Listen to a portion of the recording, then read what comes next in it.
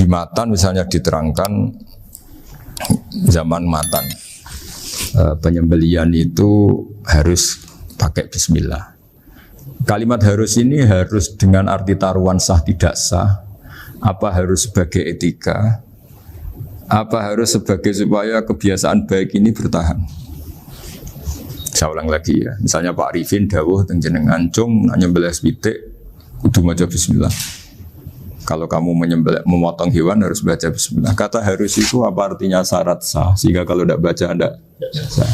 Apa keharusan dalam makna etikanya harus baca bismillah. Jadi urusannya hanya apa? Etika atau afdoliyah.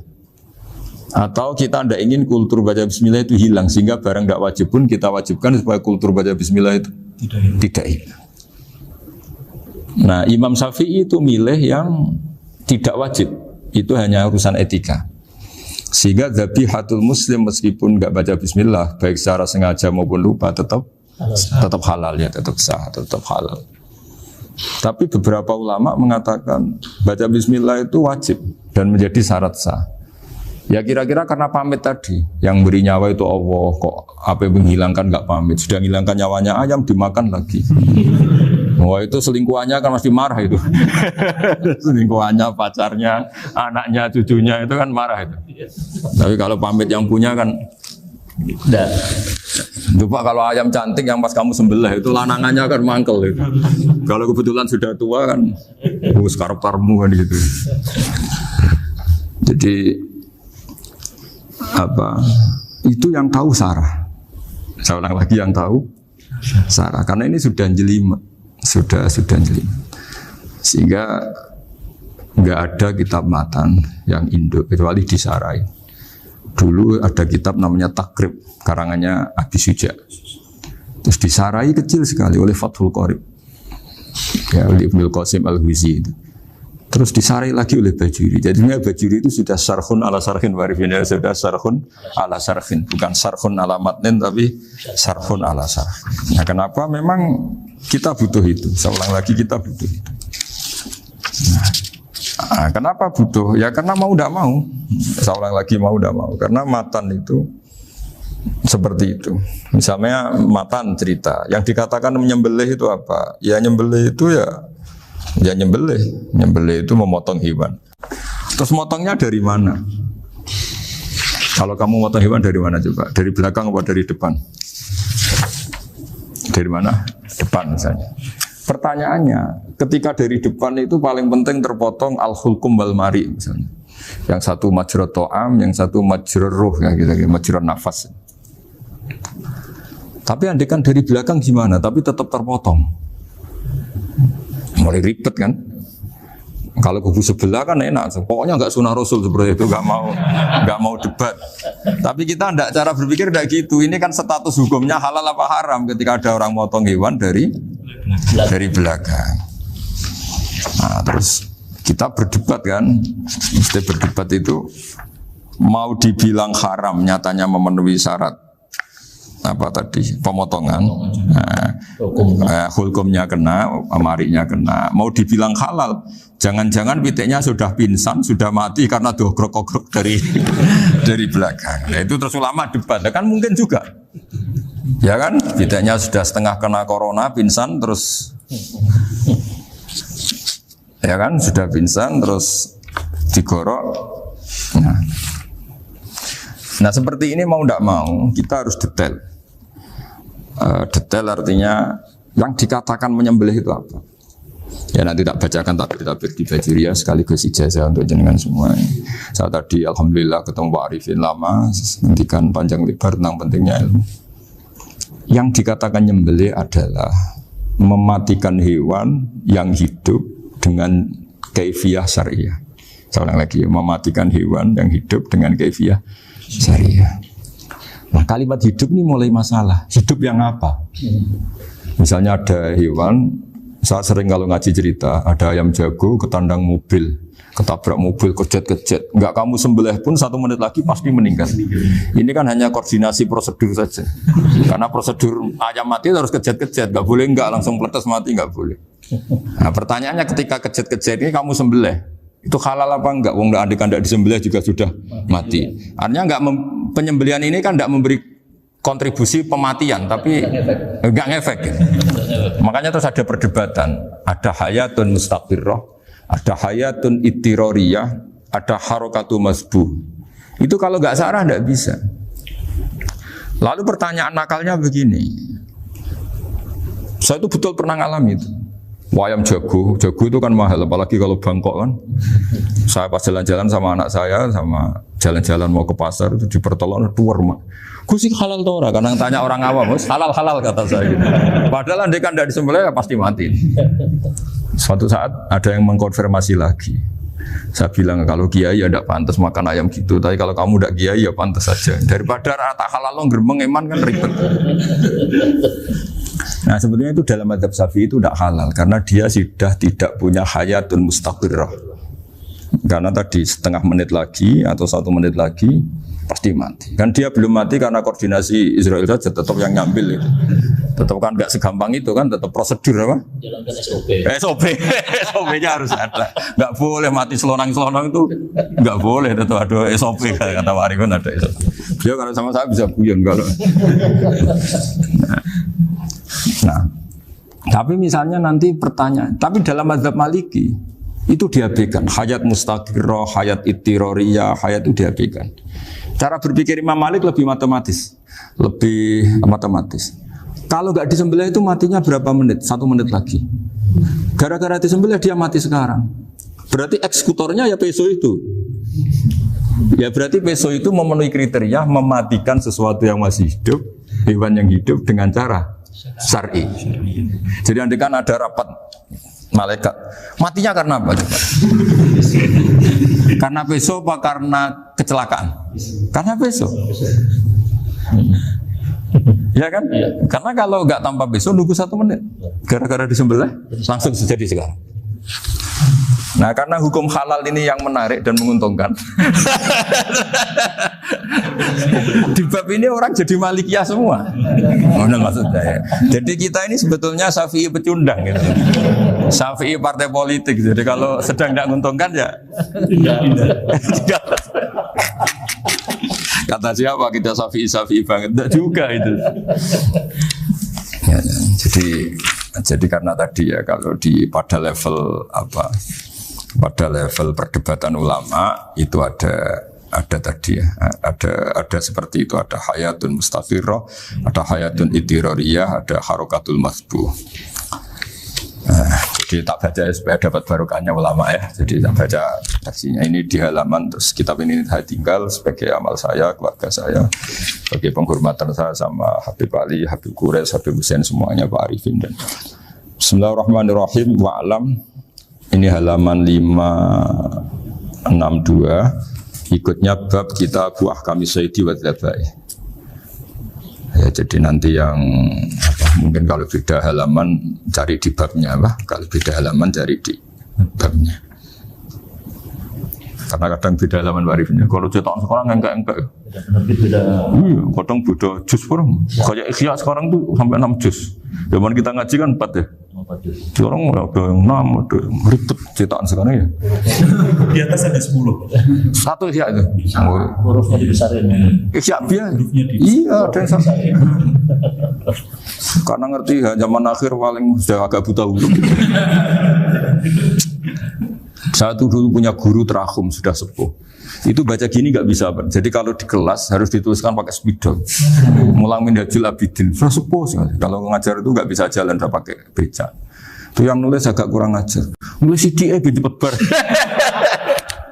Jadi kadang itu apa itu? Beliau masih semangat, tulisannya habis. Loh kok sentek jeng. Terus ya wes ya. Jadi nulisnya di HVS baru dulu. Cepat selesai. Iya. Nah, kalau beliau pakai kitab sudah enggak berso itu. Anak-anak wah nulis sidik benang bar. Saya ulang lagi ya. Jadi yang mau saya baca tadi itu logika fikih ya. Fikih itu berpikir ya. Di mana-mana namanya menyembelih itu apa? Dari hidup dimatikan dengan kaifiyah syariah. Kaifiyah syariah ini tidak boleh kamu nyontohkan harus disembelih, keliru juga. Karena untuk hewan yang berat atau hewan liar cukup dipanah asal ma'an harodama yang bisa ngalirkan apa? Darah. Jadi makanya saya umumkan bikefiatin syariah warifinya kan tidak harus motong kan bentuknya. Kalau hewan liar kan atau sapi kurban liar kan, sapi kurban ucul liar kan boleh dipanah, boleh macam-macam. Nah kalau tembak bisa diperdebatkan karena ada unsur api warifin. Jadi bisa debat. Meskipun ada yang bilang boleh tapi bisa debat lagi kan? Karena ada unsur apa? Api warifin. Iya. Tapi ini saya cerita umumnya bikefiatin syariah. Nah, karena kalimat hewan hidup, ada kalimat hidup. Hidup yang apa kan pertanyaannya? Hidup yang sudah kejet-kejet, misalnya sudah koma, sudah kena corona, disentak istrinya, itu. Apalagi ayamnya menyaksikan pasangannya diselingkuhi, wah itu udah stroke itu dia harus hati itu. Nah itu. Makanya kalau orang suka macam-macam itu kayak ayam makanya itu. Saya baca ya. Bismillahirrahmanirrahim. Wa'lam annahu yujadu fi ibaratihim hayatun mustaqirrah, hayatun mustamirrah, harakatu madhbuh. Wa yuqalu aisyu madhbuhin. Wal farqu baina annal hayata al mustaqirrah tayakunu maha ibsarun bi ikhtiyarin wa nutqun yu bi ikhtiyarin wa harakatun ikhtiyariyah. Wal hayat al mustamirah ya allati tastamiru ila khurujir ruh minal jasad. Wa harakatul masbuh ya allati la yabqa maha ibsarun bi ikhtiyarin wala nutkun bi ikhtiyarin wala harakatu ikhtiyariyah. Bal yakun maha ibsar wa nutkun wa harakatun ittirariyah ini. Wa ba'duhum farraqa bainahuma. Sampai saat terus ini. Jadi ini perbedaan-perbedaan pandangan ulama. Nah, Imam Malik itu mengabaikan semua istilah itu. Sing penting pas mbok sembelih iku kecelok urip, corong Jawa iku kecelok urip. Cek hayat mustaqirrah, cek ittirariyah, cek harakatu masbuh, pokoknya kecelok urip. Paling kecelok urip bisa dibilang masih hidup. Karena kalau bisa dibilang masih hidup, kamu sembelih, tetap nanti rapat malaikat kira-kira gitu. Ini matinya karena apa? Karena kecelakaan. Oh, kalau kecelakaan 1 menit lagi matinya dong. Tapi kan matinya sekarang ya karena sembelih. Nah tadi saya bilang sebenarnya mazhab Syafi'i itu tidak seperti itu. Karena Imam Malik menghalalkan, biasanya penggemarnya lebih banyak di bab bangsa halal itu kan.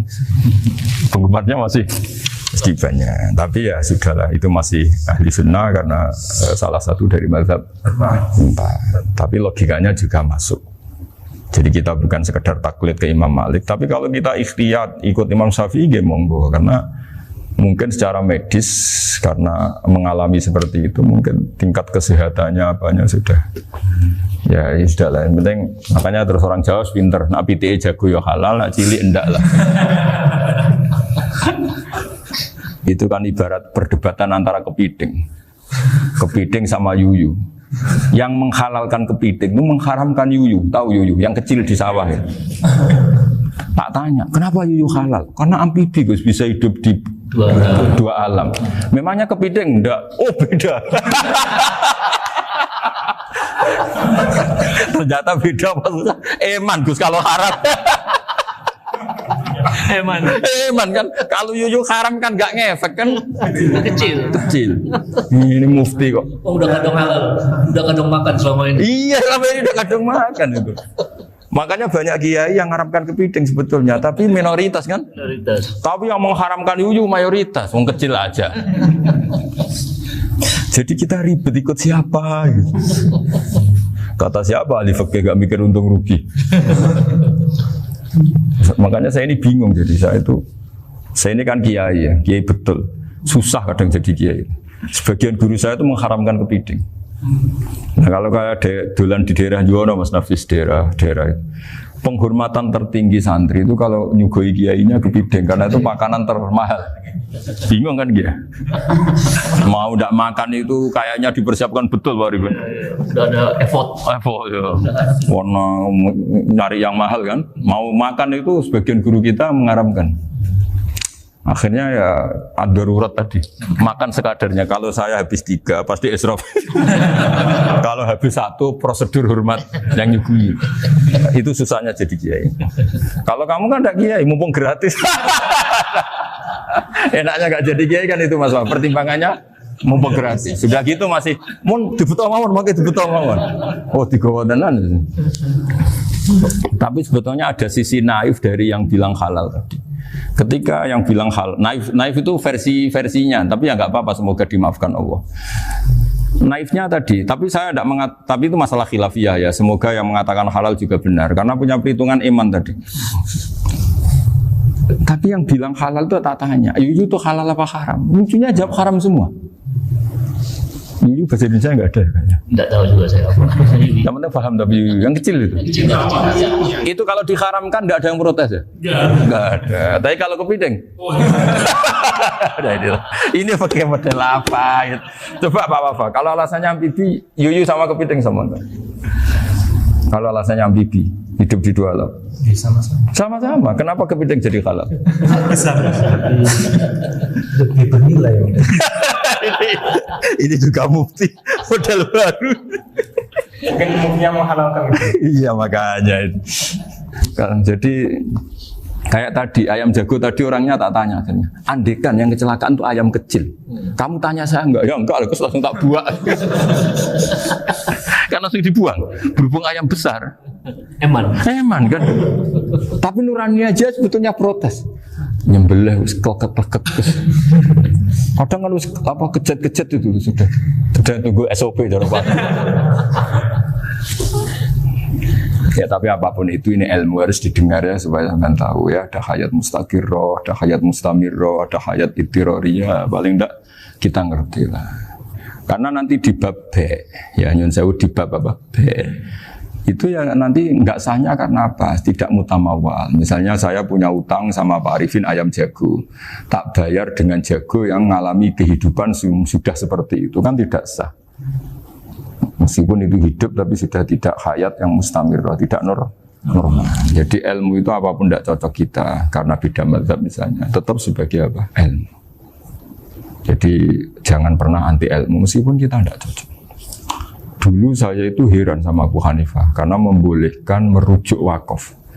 Wakaf itu kan nggak boleh ditarik kembali dalam mazhab Syafi'i dan hampir semua ulama bilang gitu. Tapi kalau kata Abu Hanifah, jika nazir yang nerima itu tidak sesuai rencana kita, keinginan kita itu boleh narik kembali. Fa innal waqfa atiyatun makhdah, kata beliau. Wakaf itu ya pemberian normal saja. Suatu saat ada peristiwa gini Pak Arifin ya, ada orang kaya raya mewakafkan tanah.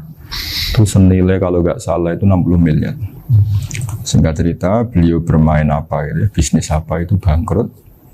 Kemudian itu belum disertifikatkan wakaf. Kemudian nggak ada yang disawang Coro Jawa, nggak ada yang dilihat, terus mau dibeli sama nyuwun sewu sampai yang mau beli yang mampu itu non muslim. Singkat cerita ada orang kaya muslim yang mau beli itu tapi ada problem karena itu wakaf. Tapi kalau nggak dibeli itu malah dibeli non muslim. Tanya saya, akhirnya saya jawab nggak apa-apa dibeli saja. Ikuti mazhab Abu Hanifah. Karena kalau mazhab Syafi'i itu nggak sah semua pembeliannya. Tapi apa artinya mazhab kalau kita berpikir nggak sah tapi yang jual melakukan? Nah itu yang nggak dipikirkan oleh orang-orang fikih yang di Menara Gading. Apa gunanya kita bilang nggak sah, tapi yang punya tanah tadi tetap menjual. Karena tidak mengindahkan hukum itu, mau apa? Makanya saya bilang Mbak Kiai tentang Gus itu nggak ada kaulnya dalam mazhab Syafi'i. Saya bilang kamu mengharamkan itu tidak ada gunanya karena itu tetap dilakukan. Jadi kita pertimbangannya ndak itu, daripada dikuasai situ mendingan kita. Betul. Nah itu sisi-sisi fikih. Makanya ini kita ngaji fikih ndak segampang itu memberi fatwa karena pertimbangannya banyak Pak. Ndak hitam putih gitu maksud saya, ini cerita. Jadi nanti kamu ngerti. Jadi mau apa coba? Itu kan ibarat gini. Hukumnya kita ngajar perempuan itu masalah sebetulnya secara karena itu ajnabiyah. Tapi fakta mentoleransi li ajli ta'lim karena untuk belajar enggak apa-apa. Kalau sudah jadi fakta itu ribet. Dia maunya belajar sama kamu dan sekali kamu enggak mau belajar ke yang lain yang potensi menyesatkan. Jadi fakihnya bukan masalah nazar lagi, sudah penyelamatan. Ribet kan kalau sudah begitu. Saya punya kenangan yang menurut saya itu harus jadi trauma. Siapapun harus jadi trauma. Ini cerita sedikit. Ini masih ngaji fikih, pertimbangan. Ada orang itu sangat khusyuk, sangat khusyuknya di rumahnya Pak Wafa itu nggak ada TV, nggak ada motor, nggak ada apa saja. Ketika anaknya berkembang agak dewasa, itu pertama naik motor, itu ya utang jasa sama kawan-kawannya. Pertama dia ngelihat nikmati TV ya dari kawan-kawannya. Corong Jawa mbek tanggane lah. Padahal orang tuanya ini protektif justru karena banyak tanggane sing nggak pati Islami lah. Ya mereka orang Islam tapi ya nggak sholat, nggak apa. Singkat cerita orang tuanya ini datang ke rumah sana nangis. Nangis Gus, sekarang saya ikrar bahwa mazhab Abah jenengan Kiai Nur Salim, bapak saya itu mazhab jenengan itu lebih hebat timbang mazhab kula. Nangis deh. Dulu saya itu agak menyalahkan Kiai Nur Salim jenengan karena longgar di rumah ada TV, ada motor. Terus dia cerita. Nah karena anaknya ini pertama bisa naik motor, untuk anak ABG ini kan jasa yang luar biasa. Karena dia butuh sekali bisa naik motor, dipinjemin. Akhirnya walhasil anaknya ini yang saya merantau ke Jakarta kemana, akhirnya lam yusolli wa lam yasum. Padahal anaknya ya kiai kamu. Terus tak ceritain. Terus akhirnya dia tanya, kenapa sih Gus jenengan sama Abah kok longgar gitu sama anak? Terus tak ceritain gini Pak Arifin. Menurut ilmu al-insan abdul ihsan, manusia itu budaknya kebaikan. Karena utang jasanya sama anak ini, ya dia akan ainut anak ini. Sementara kenangannya mbek jenengan mbok amui. Tidak boleh. Dia baru ngakui ya Gus saya itu nyun sewu hanya khusyuk tapi kurang ilmu. Tadi dia hanya berdasar khusyuk. Bocah kok main delok TV kan pikirannya hanya gitu. Ini cerita ilmu, saya bukan menjustifikasi manapun, ini kan cerita ilmu Pak Arifin ya. Jadi semuanya itu ada hitung-hitungannya. Coba kalau kita terlalu stagnant be anak pertama naik motor jasanya orang nggak sholat ya, pertama roh TV jasanya orang nggak sholat. Coba terikatnya anak ini sama kita apa sama orang itu? Sama orang itu. Bayangkan kalau umur ABG, kalau umur sak pari pun Pak Wafa ini nafsu astagfirullah kan. Gue job tua nome orang. Gaya tok, bareng tua udah khusus gue gaya tok. Aslinya nome bodoh. Ya saya sama semua. Cuma saya akan lebih jujur dari biasa. Jadi orang itu harus ngitung gitu. Itu kenapa Mbah Mun tuh kiai alim alama. Setahu saya dalamnya ada TV, putra-putra ini lihat TV. Meskipun kita tidak mungkiri negatifnya TV, kita nggak mungkiri Pak Arifin ya. Tapi tadi ketika anak-anak ABG itu pertama lihat TV jasanya tonggoni. Kalau kebetulan tanggane wong soleh nggak masalah ya. Kalau enggak, itu nangis ke rumah saya itu. Nyesel dia. Tapi saya bilang gini, ini jenengan tiang soleh, mesti anak jenengan suatu saat kembali. Coba pola jenengan harus rubah. Ini hebatnya Nabi ketika Sayyidah Aisyah masih kecil, minta diperlihatkan Li'bul Habasyah. Itu diturutin kan masyhur itu. Kayak apa Nabi? Karena kalau nggak diturutin, pasti Sayyidah Aisyah akan ngidolakan mainan yang lain yang di luaran sana malah. Itu karena Nabi punya kearifan tadi. Jadi ini kan ilmu, lagi-lagi ilmu. Jadi yang semua itu harus dibaca dengan ilmu. Makanya kata Nabi, ad-dunya mal'unatun mal'unun fiha illa dzikrawah wa ma'alahu aw aliman aw muta'aliman. Karena dunia ini hanya bisa dibaca dengan ilmu. Yang diridai Allah maksud saya hanya bisa. Saya itu banyak kenal menteri, kenal pejabat. Tapi saya tidak pernah melihat itu sebagai pejabat. Melihatnya itu orang yang ingin belajar agama. Karena sekali salah melihat, yang hidup itu tamaknya Pak Arifin. Yang hidup kan tamaknya. Saya kenal orang kaya kok melihat kayanya, yang hidup itu tamaknya. Ingin dapat ini, dapat. Tapi kalau melihat itu sebagai hamba Allah yang ingin belajar, insya Allah kita selamat dari tamak. Meskipun kita ya manusia tidak sempurna. Setidaknya ketika dia lomo atau tidak lomo, nyalami template apa tidak ngefek. Karena kita melihat ini mau belajar. Tapi kalau kamu didorong tamak, katanya orang kaya ternyata nggak tahu haknya kiai, ribet kan? Ribet. Ya kalau kamu punya santri cantik ya lihat itu sebagai santri kamu. Jangan melihat ini mau nggak sama saya, kalau enggak ya wah ya ribet kalau gitu. Ini anak-anak muda harus dilatih ikhlas, baru bahaya ini santri-santri sampean kalau nggak dilatih ikhlas ini bahaya. Karena ini belum punya penggemar pejabat, paling ya anak-anak yang ya tadi ABG. Jadi lah Sarah kembali lagi Sarah itu membicarakan itu detail. Jadi ya makanya kenapa orang mati yang lahir langsung meninggal itu nggak wajib disolati. Alasannya fikih ya lucu. Karena dikatakan sholat mayit, di mana-mana mayit itu sabakohu hayatun. Di mana-mana namanya mati itu terdahului oleh hidup. Nah ini nggak pernah hidup langsung mati. Jadi fikih itu ya kadang lucu. Ya gitu aja alasannya. Kamu nyolati apa? Mayit. Kenapa kok mayit? Jadi mayit itu namanya mayit Orang mati. Orang mati artinya pernah Hidup. hidup. Nah itu sarah. Jadi ketika matan hanya cerita wasiktu alladzi lam yastahilla, enggak pernah nangis, lam yusalla alaih. Sarah bilang mergo ora tau urip. Kalau enggak pernah hidup berarti enggak bisa dikatakan mati. Kayak sampean miskin itu kan enggak bisa dikatakan bangkrut. Ya, ya miskin aja gitu loh. Kan gitu ya. Karena enggak pernah kaya. Enggak udah kaya. Kayak Mas Nafis enggak bisa dikatakan, oh itu Qur'annya lupa gimana? Enggak pernah hafal. Jadi yang dikatakan lupa itu pernah hafal. Enggak lupa enggak apa, Gus Qur'annya lupa, gaya enggak pernah hafal kok bilang apa? Lupa gitu. Enggak boleh Pak Wafa bilang, saya ini bangkrut apa? Enggak pernah kaya kok bangkrut kan. Jadi semua itu ada aturannya itu. Nah itu sarah, lagi-lagi sarah. Jadi kita kan banyak yang syarhun ala syarhin. Jadi kayak kitab takrib itu disarai Fathul Qorib. Jadi Fathul Qorib itu sudah sarah. Disarai lagi Bajuri. Nah, itu termasuk cerita itu ya. Cerita-cerita. Bismillahirrahmanirrahim.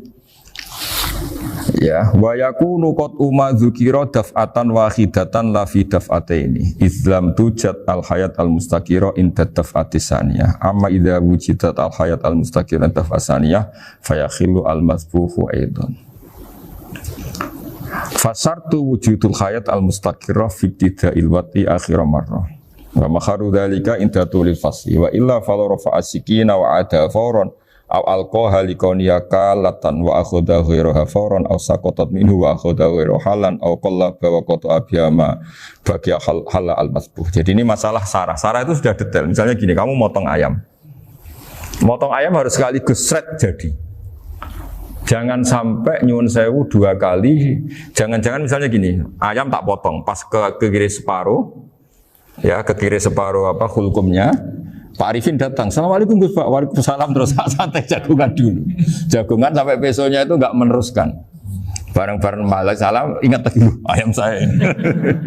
Ketika saya meneruskan ini, potensi ayam ini sudah mati atau sudah hidup yang ini masih mazhab Syafi'i loh ya. Atau sudah hidup yang sudah tidak normal. Artinya apa? Penyembelian kedua yang mengeksekusi tadi sebenarnya ngeksusi barang mati. Yang penyembelian pertama tidak bisa dikatakan penyembelian karena tidak sampai mati. Penyembelian kedua berstatus setengah mati. Nah kalau seperti itu maka haram.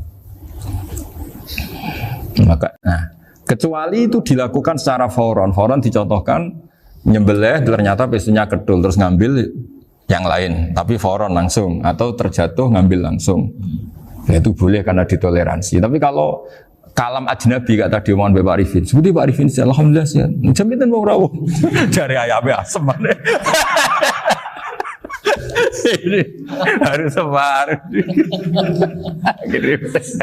Ini orang ngawur betul. Jadi, nah itu sarah. Bicara sampai detail itu sarah. Jadi ada sekian kemungkinan. Jadi termasuk yang diandaikan apa?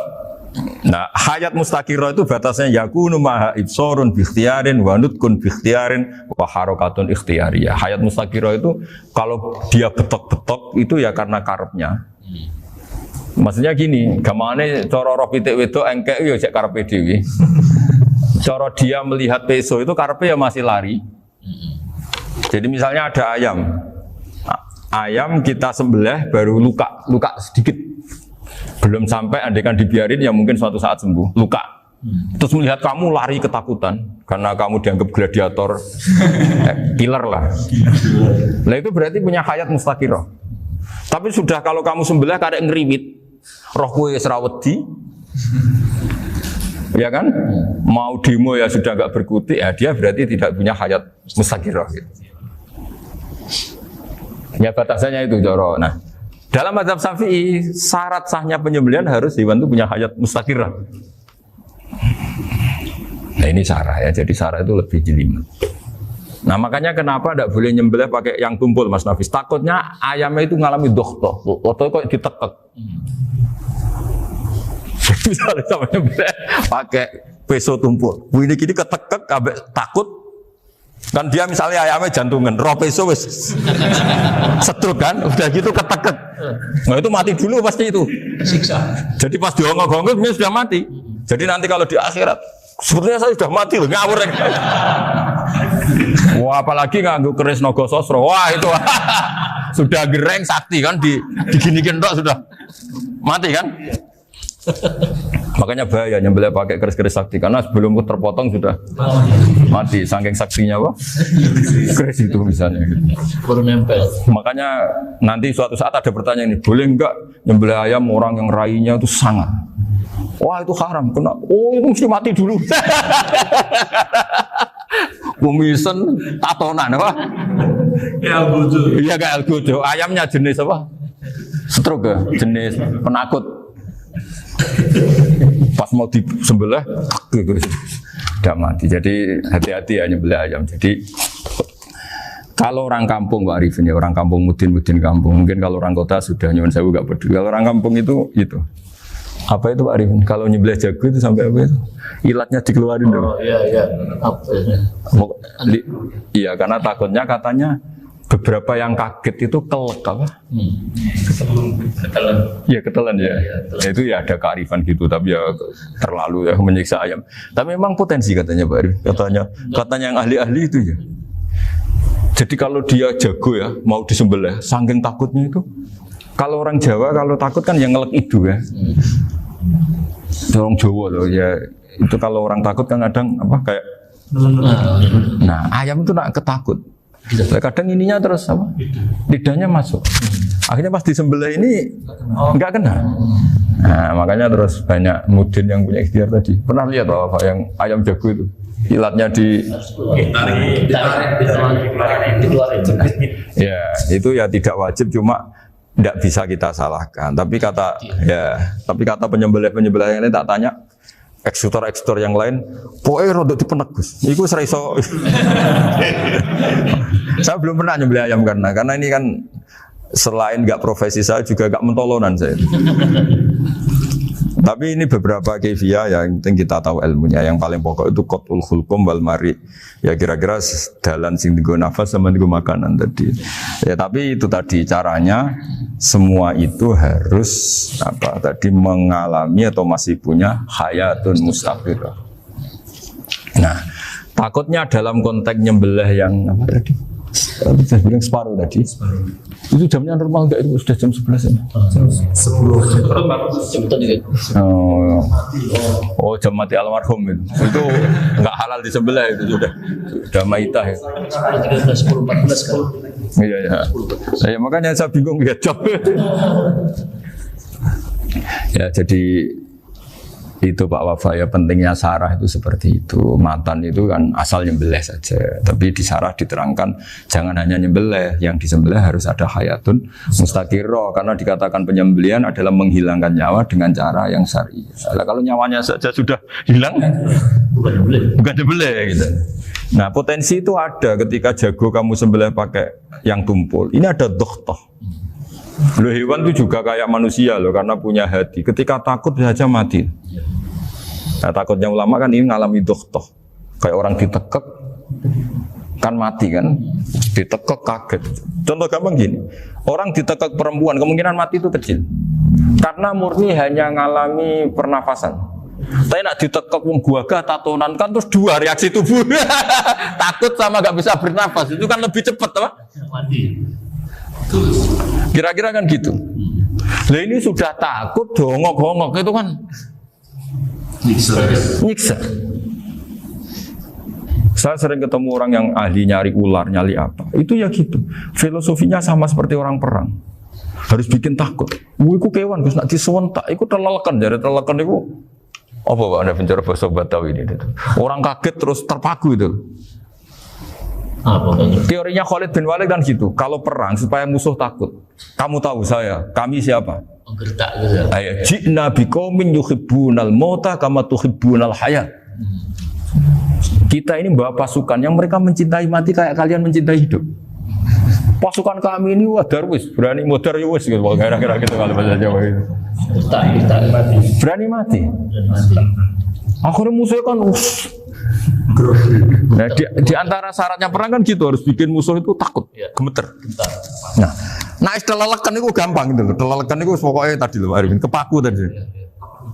Nah, agak berkutik. Paham ya? Nah jangan-jangan ayam yang kita sembelih mau wis wedi diongo-ongo mati duluan gitu. Nah makanya terus kata musonep kalau bisa itu wayaku numadzukiro bidafatin wahidah. Karena itu usahakan sekali jadi. Tapi itu bukan berarti syarat sahnya harus sekali jadi. Kira-kira karena tadi nggak kebayang kan kalau baru separuh tak. Assalamualaikum Gus Pak, waalaikumsalam Pak Arifin, sebudi kabarin.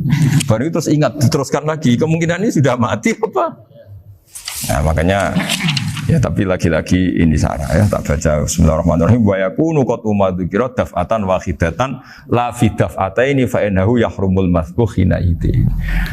Kalau 2 kali, tapi 2 kali maksudnya yang 1 kali ini mengakibatkan kematian. Dikatakan penyembelihan belum sempurna, dikatakan hidup toh nanti pasti mati, berarti tidak mengalami hayatun mustaqirah. Paham ya? Jadi ini semoga dapat barokah dari para ulama. Jadi saya mohon nanti Pak Wafa, Pak Muntaha, teman-teman jangan hanya baca matan ya, pada level alim itu harus baca syarah karena matan itu nyuwun sewu tidak cukup untuk menjawab sekian kemungkinan. Nah syarah itu sonok fardul masalah. Ya Pak Arifin ya mengandekan masalah meskipun belum terjadi ya pengandaian sehingga nanti kalau terjadi kalau militer itu apa? A, B ya? Alternatif gimana? Kalau strategi itu kalau ada sekian A, B, C. Kalau A gagal B sudah siap militer. Jadi kalau masuk surga pintu 1 nggak bisa itu kedua lewat teras ini sembrono. Bagi Al-Fatihah.